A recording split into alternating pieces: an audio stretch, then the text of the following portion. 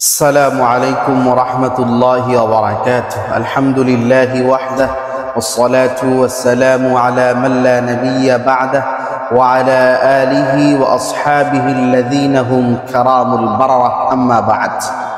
সম্মানিত বন্ধুগণ, আজ আমরা গুরুত্বপূর্ণ একটি বিষয় নিয়ে আলোচনা করব ইনশাআল্লাহ। সেটি হচ্ছে চেয়ারে বসে নামাজ পড়া জায়েজ আছে কি নাই। সূরা বাকারার ভিতরে আল্লাহ রাব্বুল ইজ্জা ওয়াল জালাল বলেন, বিসমিল্লাহির রহমানির রহিম,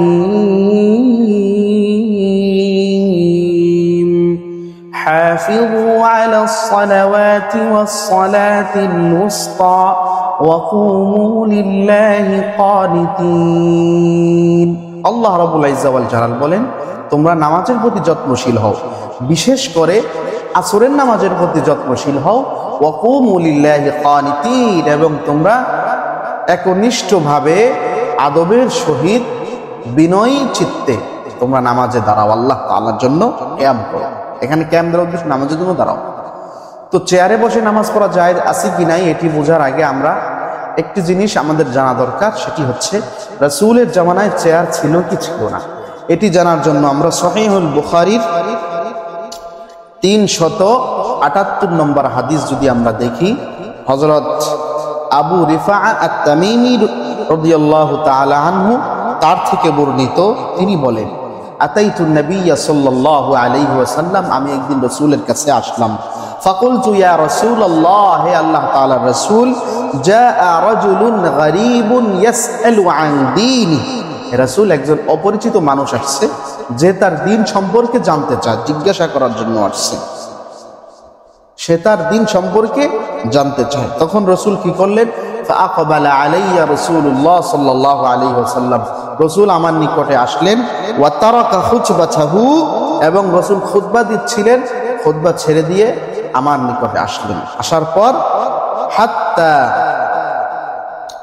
আতা ইলাইয়া, আমার নিকটে আসলেন। ফাউতিয়া বিকুরসিয়িন, রাসূলের নিকট একটি চেয়ার আনা হলো। এখানে একটি বোঝার বিষয় হচ্ছে, ওই জামানায় যেমন চেয়ার ছিল, বর্তমান জামানার মতো দুই পাশে দুই হাতলওয়ালা, তারপরে পিছনে হেলান দেওয়ার জন্য পিঠ, এগুলো হয়তো বা ছিল না, কিন্তু ওই জামানায় যেমন থাকা দরকার, অর্থাৎ উঁচু উঁচু মানে টুল জাতীয় বলতে পারি, এরকম ছিল। তো চেয়ারের যে উদ্দেশ্য উঁচু জায়গায় বসা, টুলের তো একই উদ্দেশ্য। হ্যাঁ, তো ওই রকম চেয়ার হুজুরের নিকট আনা হলো। আনার পর রাসূল কি করলেন, সেখানে বসলেন। ফাকাআদা আলাইহি, এখান থেকে আমরা বুঝতে পারি, সহিহুল বুখারীর 378 নম্বর হাদিস, এখান থেকে আমরা বুঝতে পারি যে রাসূলের জামানায় ওই জামানার মতো চেয়ার ছিল, ওই জামানা হিসেবে যেমন থাকা দরকার তেমন ছিল।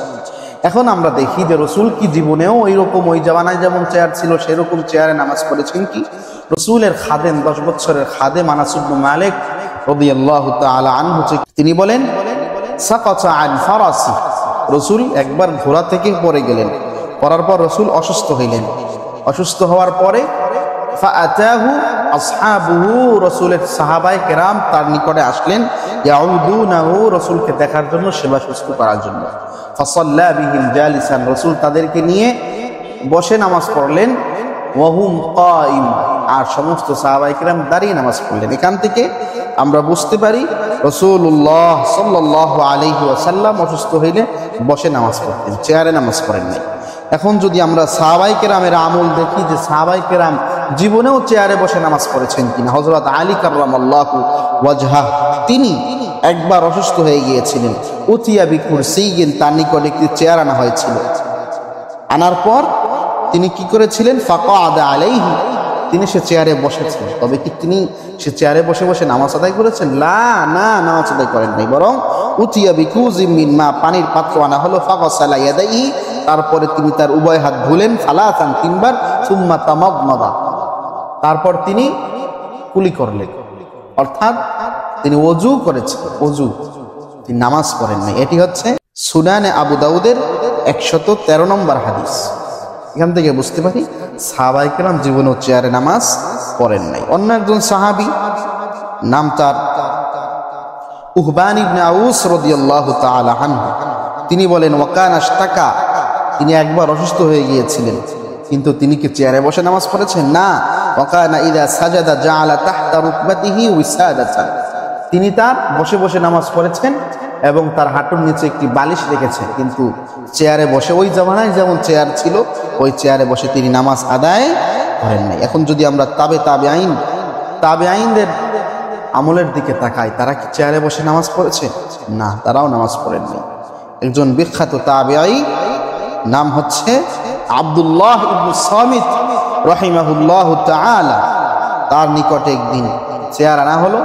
তিনি সে চেয়ারে বসে ওয়াজ করেছিলেন, নসিহত করেছিলেন, কিন্তু তিনি সে চেয়ারে বসে নামাজ আদায় করেন নাই। এখন যদি আমরা দেখি যে সাহাবায়ে কেরাম রাসূলকে নামাজ কিভাবে পড়ব, অসুস্থ হইলে এই সম্পর্কে কিছু জিজ্ঞাসা করেছেন কি? জি।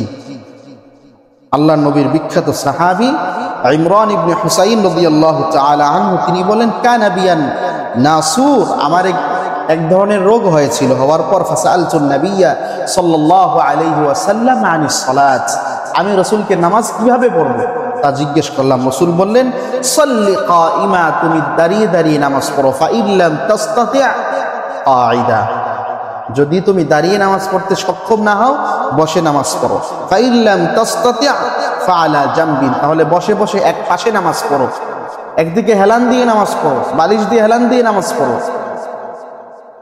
কোনোভাবেই চেয়ারে নামাজ পড়া যাবে না, কারণ চেয়ারে নামাজ পড়লে খুশু পরিপূর্ণ আসে না। এখন আসি, আমরা বুঝতে পারলাম রাসূল জীবনে চেয়ারে নামাজ পড়েন নাই, সাহাবায়ে কেরাম জীবনে চেয়ারে নামাজ পড়েন নাই, তাবেঈন জীবনে চেয়ারে নামাজ পড়েন নাই, এবং সাহাবায়ে কেরাম রাসূলকে জিজ্ঞাসা করেছেন অসুস্থ হলে কিভাবে নামাজ পড়তে পারি, সেখানে বলেছেন সাল্লি কাইমা, দাঁড়িয়ে নামাজ পড়ো, ফা ইল্লাম তাসতাতি' ফা কাঈদা, দাঁড়িয়ে না পারলে বসে পড়ো, বসে না পারলে এক পাশে হেলান দিয়ে পড়ো।